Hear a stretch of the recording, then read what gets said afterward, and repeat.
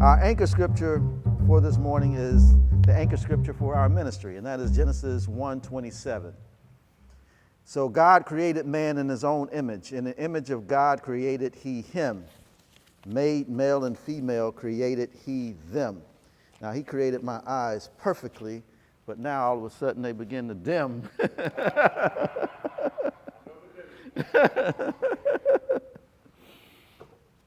It seems like ever since God made man whole, perfect, and complete in his very image and likeness, we have gone diligently about the task of trying to remake God into the image and likeness of man. I guess it's just in our nature. We try to remake our mates. It reminds me of a Broadway musical called I Love You, You're Perfect, Now Change. I love you, you're perfect, now change.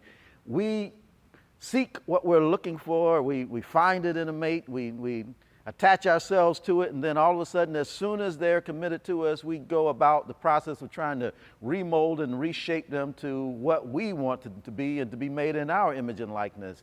All of a sudden, we don't think it's a redundancy to have two of the same people in the relationship. We forget about the individuality that we bring to it, and we want to see this person just as we see ourselves. Our likes, our dislikes, our interests, we want them to be the same as ourselves. Unfortunately, that's not the case because we're two distinct individuals, whole, complete in ourselves, and we come together in that perfectness, and two complete people coming together to make something bigger and synergistically better than two half people coming together to make one whole. Like in Jerry Maguire, there was the line that said, "You complete me." But no, you should be complete in and of yourself and don't need anybody else to complete you. You bring a complete person to the relationship. There's something lacking or something missing if one person is complete and the other isn't. So you bring two completes, and then we allow that mystery of God, that fusion that happens, to transform it, and the two become one. But I guess it's something that's, as I say, inherent in our nature, that we try to see people through the lens of ourselves. And maybe it's just natural that we look through a prism that is our own, our experiences, our expectations, our examples, the things that we've grown to know. And we've so accustomed to doing that, we've even tried to anthropomorphize God. God came and he made us, and now all of a sudden we are trying to co-create and remake him. I heard a sermon a couple years ago by Bishop Carlton Person, who said that we've essentially turned God into Santa Claus. So as we go about getting our last-minute gifts together for the people we have tried to transform, and let's consider Bishop Pearson's message and how there is a strong ring of truth to that. Now, we played Michael Jackson and the Jackson 5, Santa Claus is Coming to Town, and if you go through the lyrics, you will recognize something that it's how we think of God. It's a 1934 song, and it says, "You better watch out, you better not cry, better not pout, I'm telling you why. Santa Claus is coming to town. He's making a list, he's checking it twice. Going to find out who's naughty and nice. Santa Claus is coming to town. He sees you when you're sleeping. He knows when you're awake. He knows if you've been bad or good, so be good for goodness sake. Oh, you better watch out. You better not cry, better not pout. I'm telling you why. Santa Claus is coming to town." We laugh, but it's totally how we think of God. Our whole concept of a final judgment centers around going through the register of our lives. We see this old white man with the beard going through and checking off when we've been bad and when we've been good, and marking demerits and bonuses and giving us some brownie points.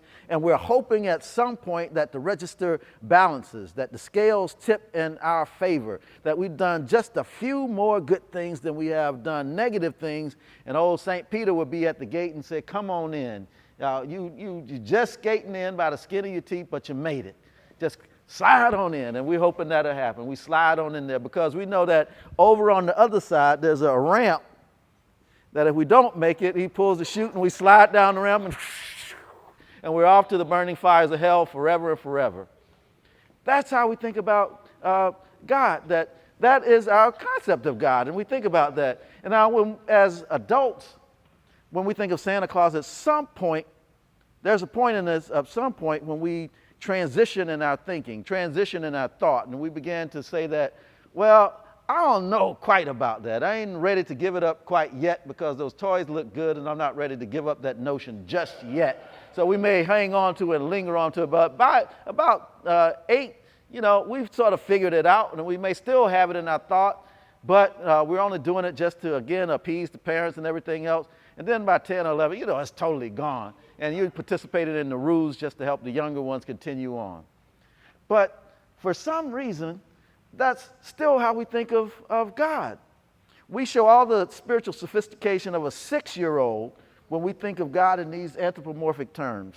What are we essentially doing is projecting God onto our own shortcomings and personality failings.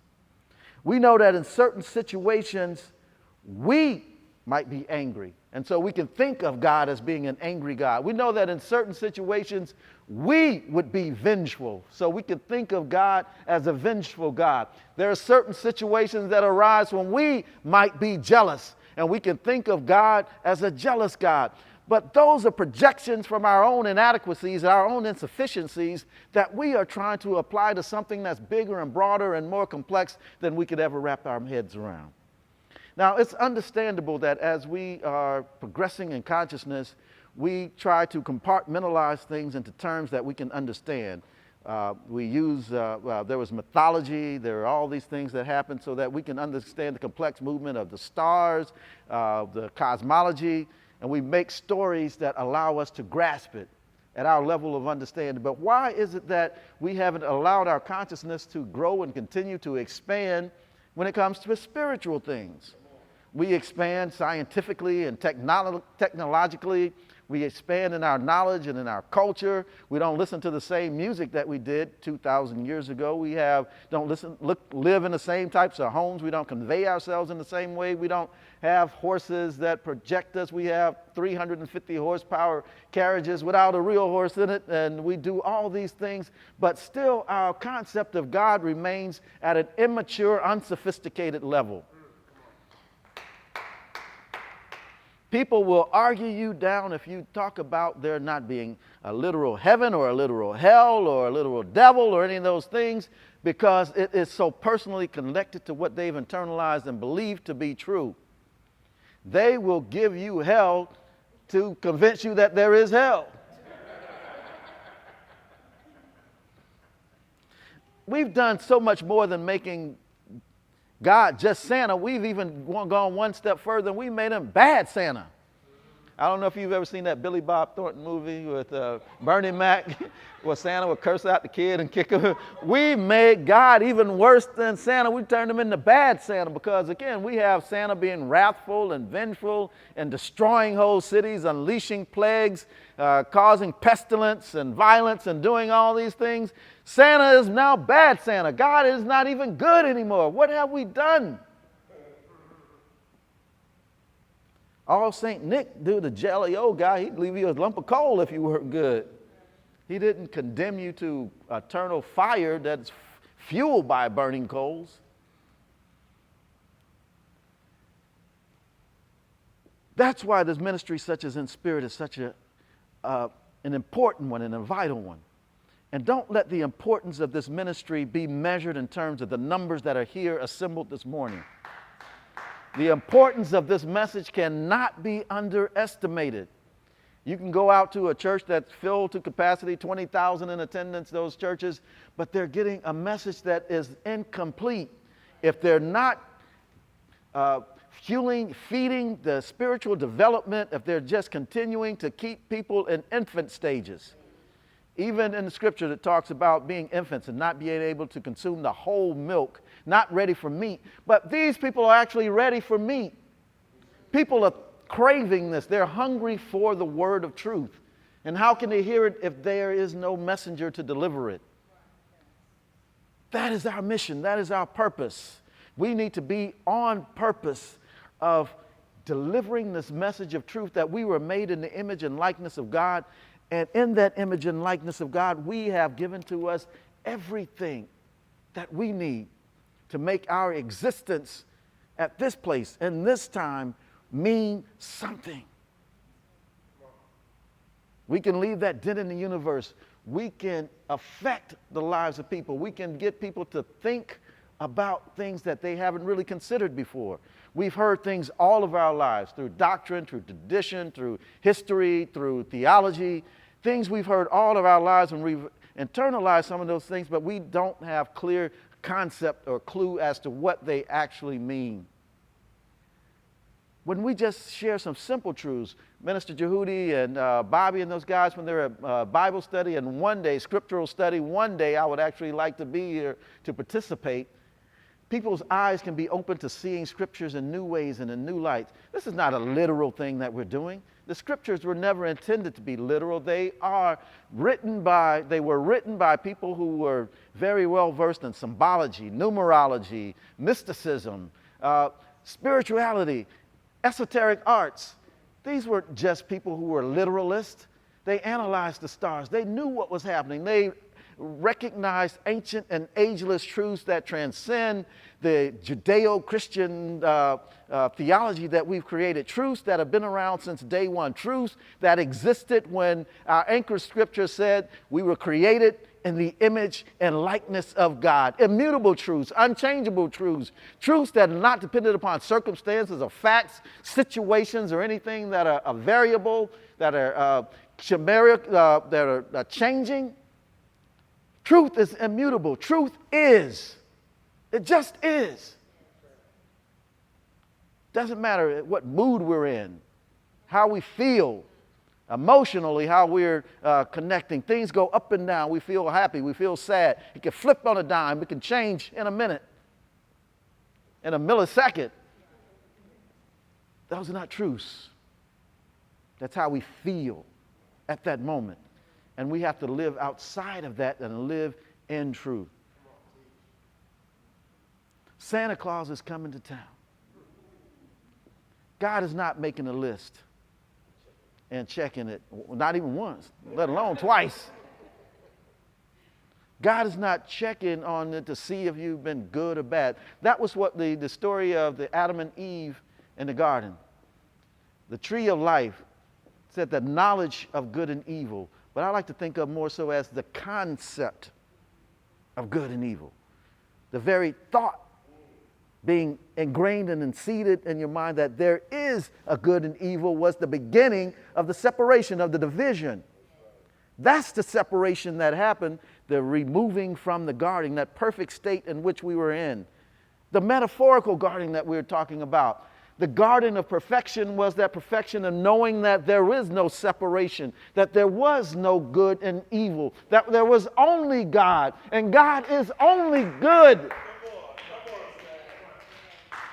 Once we had that concept of division, that concept of us versus them, the concept of attack, the concept of separation, the concept of lack, the concept of limitation.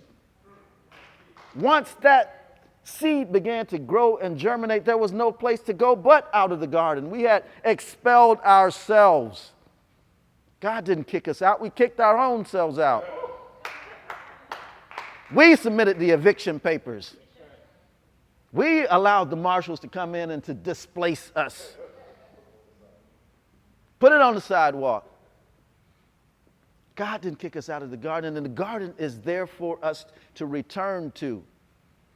In Romans 12:1 and 2, I beseech you, brothers, to present yourself as a living sacrifice, holy and acceptable to God. And then it talks about returning to that mind, to renew your mind. To renew your mind by your thoughts, to renew your mind. The mind is already there. When we renew something, we take it to a state that existed before. It didn't say you're getting a new mind. It said renew. Renew. That's why we said, Minister Jehudi said, this is not a new thought, but is a renewed thought. We're not telling you anything that we're creating and making up. They say, well, over at InSpirit, they're sitting over there. They go in the back room and they go figure out something that sounds kind of good. They go throw a hip-hop beat to it, and then it's all good. We got a nice beat and you can dance to it. Okay, but that is not what's going on. What is going on is we're looking at the scriptures themselves We're going back to the original Aramaic, and that was the language that Jesus spoke. He didn't speak Old English. I like to read from King James because it sounds good. Some people theorize that Shakespeare may have written it. It has a very poetic ring to me, and that's why a lot of times I like it. But when you look at the comparisons between the Aramaic and the Greek and the Latin and the Old English and the New English, you can see that there are subtle variations that make huge differences in the interpretations of them. So we're not coming to you with something that we just made up. This is ancient and ageless truths that don't change, that you are made in the image and likeness of God. You are made in the image and likeness of God. And as African Americans, and I see everybody in here is black, I'm talking specifically to us, there's a particular challenge. Now, I was watching the Agony and the Ecstasy, and it's the story about Michelangelo, and it shows how he painted the Sistine Chapel in frescoes. And Michelangelo, out of his experience as an Italian, a Florentine, he's going to create from his experience. So he created God to look like, white European, and Adam looked white and European, the angels to look white and European, and that has over time become ingrained in our consciousness that that's what God looks like. We see God from the prism through which we view it. He was making God in his image and in his likeness. Our challenge as African Americans is that we don't even do that.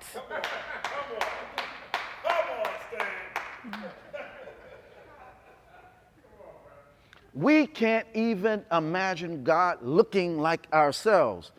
And now, I'm not advocating that we want to personify God in any way and that we want to anthropomorphize God, but at some point, you have to psychologically consider that there must be tremendous damage being done when you can only imagine God looking like someone else.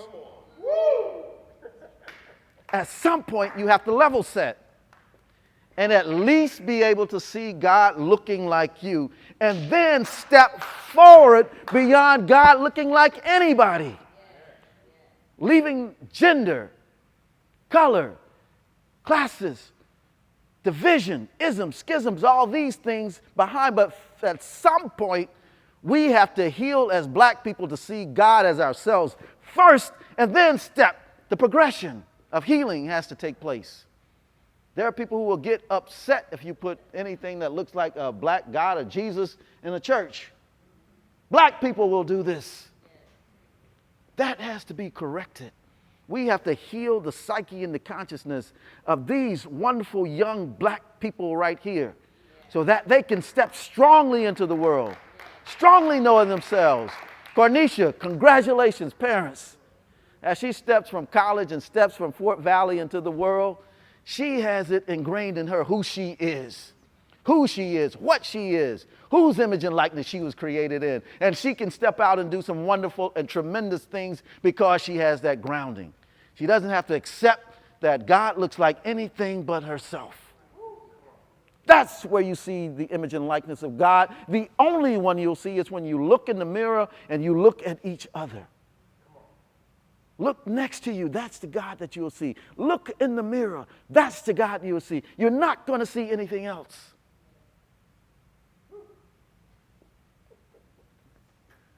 We create God in our image and our likeness, so why not create it looking like ourselves?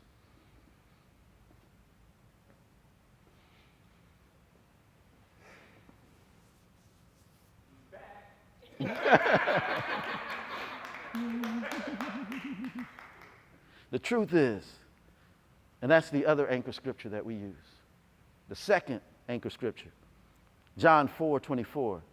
God is spirit, and they that worship him must worship him in spirit and in truth. In fact, that's where we get the very name for our ministry, In Truth. The InSpiritTruthCenter. Because that's what we represent. That there is no other and outer. There is no complex theology that you have to learn.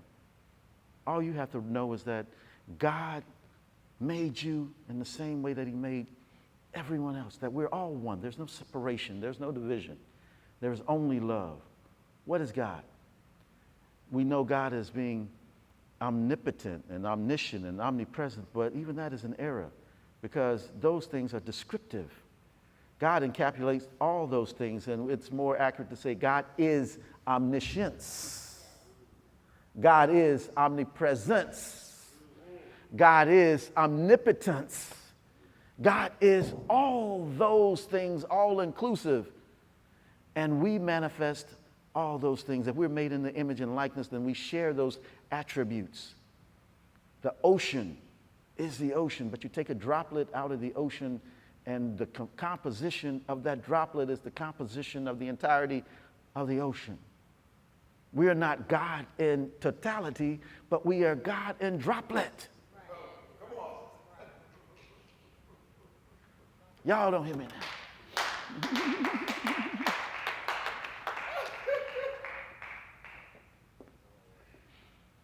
Wow, we got to get out of here. This Christmas, so as we are celebrating this birth, we're not celebrating the baby Jesus, big baby Jesus. We're celebrating, that is our big brother, that is our way show, and I never want to make light of that. There's a special dispensation for Jesus that heals and harmonizes and pulls us in because he showed us the possibility. What is possible? But as we celebrate, we know that it's not even the real date of the birth. I told you what day it was today, the winter solstice. It's no accident that we're celebrating this around this time because as Constantine adapted and adopted the pagan ways, he adopted it around calendars that people could recognize and relate to, just so it would be an easier transition. So there's nothing wrong. There's nothing scripturally that says, December 25th was the day. As a matter of fact, everything probably points to it being, and maybe in the spring or the summer because they were out there watching their sheep on the hill. They're not going to do that in wintertime. So everything leads us to believe that, it's probably in the spring. But the symbology of it, and that's what we're connecting to, the spirit that talks about giving. The spirit that talks about sharing and doing for others beyond ourselves. The spirit that talks about, harmony and happiness and family. We can fully embrace all these things. Even with the Santa myth and talks about magic and possibility and Christmas miracles, embrace those things. There was a time when I shunned them and pushed them away and said, that's pagan and all this and that ain't real. And, but the first time I saw my son open a present and say, he bought it, Santa bought it, all of that stuff went away. The magic was bigger than the reality. The truth is bigger than the circumstance. The truth is bigger than the fact. Embrace this holiday season, and that's the gift that I bring for you. Enjoy it. Let's celebrate. Let's celebrate our lives. Let's get out there. Let's get crunk. Turn down for what? No, I don't know. Have fun. Enjoy. I love you all. Peace and blessings.